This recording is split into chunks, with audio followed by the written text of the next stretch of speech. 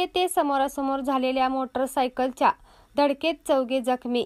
कोल्हापूर करवीर तालुक्यातील किर्ली फाटा येथे बुधवार दिनांक 11 रोजी सायंकाळी 7च्या सुमारास समोरासमोर झालेल्या मोटरसायकलच्या धडकेत प्रफुल्ल प्रकाश कुलकर्णी वय वर्ष 19 राहणार शिराळा सांगली आणि त्याचा मित्र त्याच्यासह सुहास वसंत कांबळे वय वर्ष 39 राहणार किर्ली आणि त्याची पत्नी राधिका सुहास कांबळे वय वर्ष 35 असे 4 जण जखमी झाले असून यातील प्रकाश कुलकर्णी याला CPR रुग्णालयात दाखल करण्यात आले असून अन्य तिघांची प्रकृती गंभीर असल्याने त्या तिघांना खासगी रुग्णालयात दाखल करण्यात आले आहे.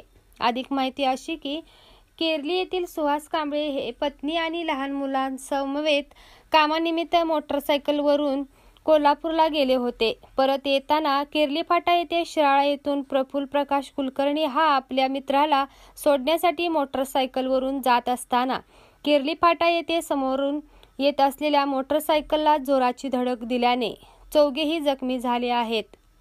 या घटनेची नोंद CPR पोलीस चौकीत झाली आहे.